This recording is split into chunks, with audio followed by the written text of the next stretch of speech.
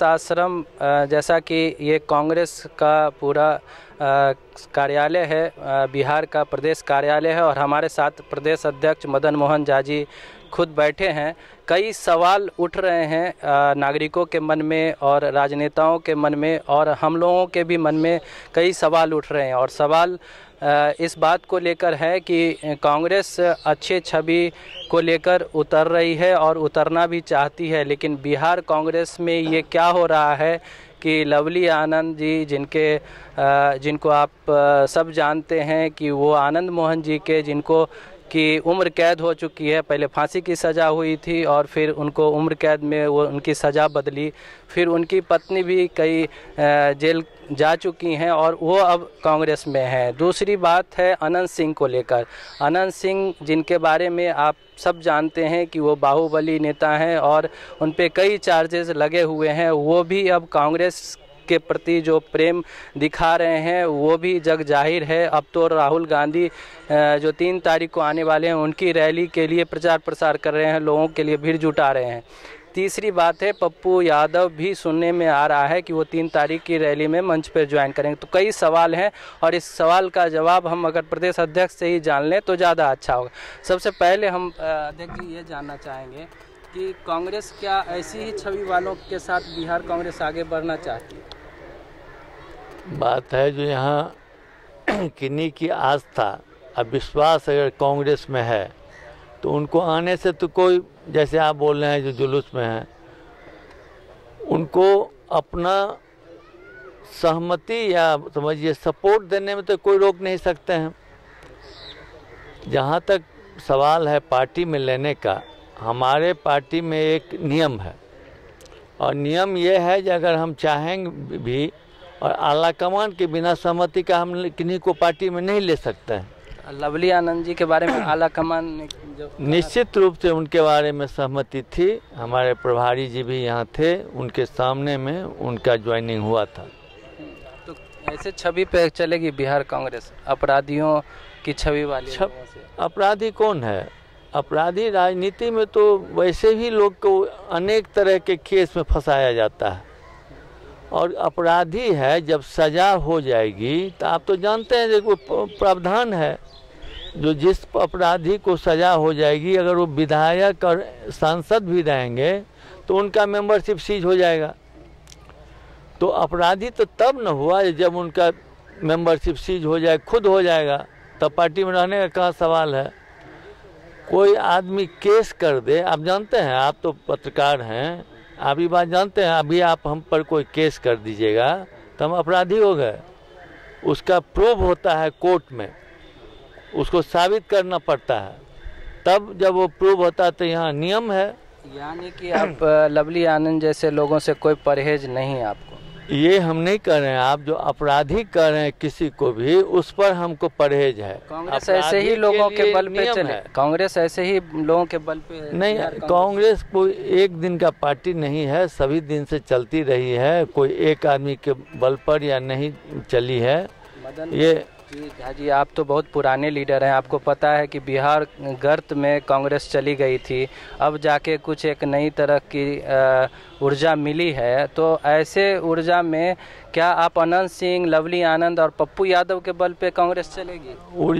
ऊर्जा मिली है यहाँ की जनता के बल पर।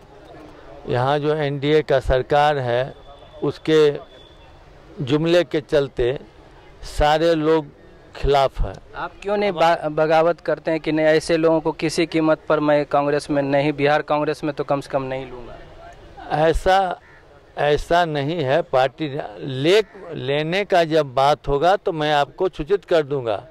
आप तो पहले ही इतना प्रचार कर रहे हैं, जैसे लग रहा है जो आ गए आज ही। लवली जी तो आ गए ना? लवली जी आ गए थे, लवली जी पर सिंह की बारी है। अनंत सिंह तो प्रचार कर रहे हैं, राहुल गांधी के लिए अनंत सिंह भीड़ जुटा रहे हैं, वो भी अखिलेश सिंह जैसे कद्दावर नेता के साथ। यानी कि आप कहीं न कहीं बच रहे हैं, लेकिन अखिलेश जी खुलकर अनंत सिंह को लाने के लिए मैदान में उन्होंने बचने की बात नहीं है। हमने आपसे कहा ना, अगर वो हमारे पार्टी का मोटरसाइकिल जुलूस निकला, उसमें अखिलेश जी शामिल हुए, अनंत सिंह जी से भी उनकी अपनी सहमति है वो भी शामिल हुए। तो कोई आदमी अगर मेरे पार्टी के जुलूस में शामिल होकर के उसमें सहमति व्यक्त करता है, राहुल गांधी जी का नारा लग रहा है, कांग्रेस पार्टी जिंदाबाद लग रहा है, तो कोई दल के नहीं है, वो तो निर्दलीय हैं, तो लगा रहे हैं, तो ये अच्छी बात है। उसके लिए मना भी तो कर सकते हैं कि आप जैसे लोगों की जरूरत नहीं है कांग्रेस। ऐसा मना नहीं होता है राजनीति में, उनकी इच्छा है, लगा रहे हैं हम उनको।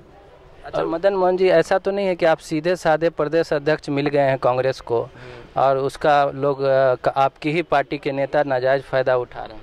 ऐसा कुछ नहीं है, नाजायज फ़ायदा ना हम किसी से उठा सकते हैं, ना हमसे कोई उठा सकता है। पार्टी का एक नियम कानून है और उसमें कौन क्या कर सकता है आपको भी मालूम है।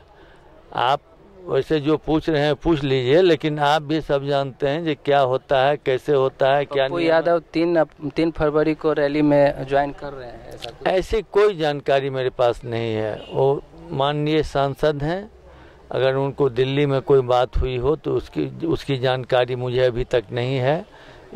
ये बात सही है कि अगर 2 ही स्तर पर ज्वाइनिंग होता है, या तो हम यहाँ से रिपोर्ट भेजें या वहाँ से मेरे पास कोई आ जाए जो इनके बारे में जानकारी दीजिए, इनका क्या है, लेना है नहीं लेना है। दोनों में अभी कोई स्टेज में ये बात नहीं हुई है। अपराधी छवि वालों से कहा जाता है कि राजनीति में अपराधी छवि वाले न आए, और कांग्रेस इस चीज़ को उठाती भी रही है, हर दल के लोग इस पे कमोबेश उठाते रहे, लेकिन ये कैसे संभव हो पाएगा जब लवली आनंद, अनंत सिंह जैसे लोग और पप्पू यादव जैसे लोगों को आप शामिल करते रहेंगे, तो कैसे अच्छे लोग, क्या पार्टी में अच्छे लोगों की कमी पड़ गई है क्या? सभी अच्छे लोग आप देख ही रहे हैं।